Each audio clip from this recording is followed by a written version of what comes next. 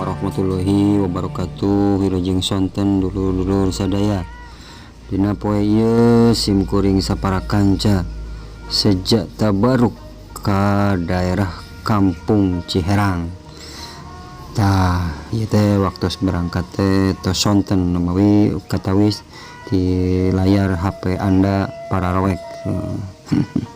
Salian di orang kaditu sakaterang orang sadaya bahwa di Kampung Ciherang minta salah sawios tempat jug-jugan wisata aya nama orang kaditu benten judul gitu nya. Alhamdulillah dugi ka Cijambu nyaeta bada maghrib langsung istirahat ini.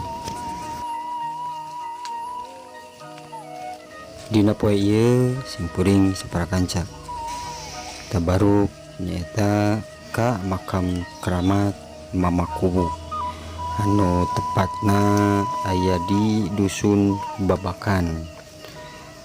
Teu sakabeh terang bahwa di dusun Babakan ieu aya kokolotan atanapi aya kasepuhan anu makamna terletak di daerah Anjeuna.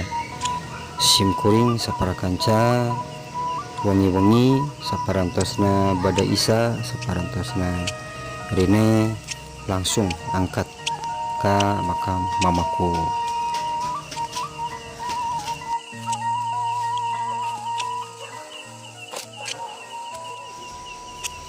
Kanggo sebagian jalmi tangtos masih bertanya-tanya saha mamaku, nanging simkuring video moal waka ngabahas perkawis eta.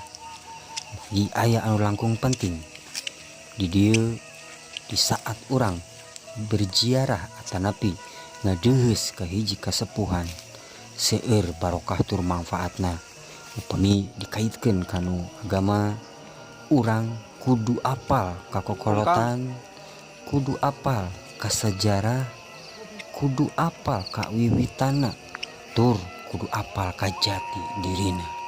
Moal aya urang lamun kokolotan, moal mungkin aya ieu Sumedang lamun para pejuang-pejuang anu kapungkur nepikeun ka bela pati demi berdirina Sumedang. Di dieu tangtos urang-urang oge sadar sapertos salah sahiji anu dicarioskeun ku presiden urang anu pertama nyata Insinyur Soekarno, bangsa yang besar adalah bangsa yang menghargai perjuangan para pahlawannya. Ieu ku urang-urang tangtos kahartos upami dikaji lebih dalam. Selain urang ngadoakeun ku ngadongkapanana ka makam-makam anjeunna, urang oge di dieu teu meunang poho ka sagala rupi anu kapungkur tos diperjuangkeun ku kokolotan urang, supados urang meunang barokahna, supados urang tiasa ngajalankeun fitrahna sebagai manusia anu tangtosna kedah menjadi anak anu soleh. Nyata ku ngadoakeun kokolotan urang komo ieu anu tos ageng jasana ka Sumedang. Tah di dieu urang kudu sadar Sumedang teh henteu berdiri kitu wae. Sumedang teh henteu langsung jeleb kitu bae seperti ayeuna nu dinikmati ku urang-urang.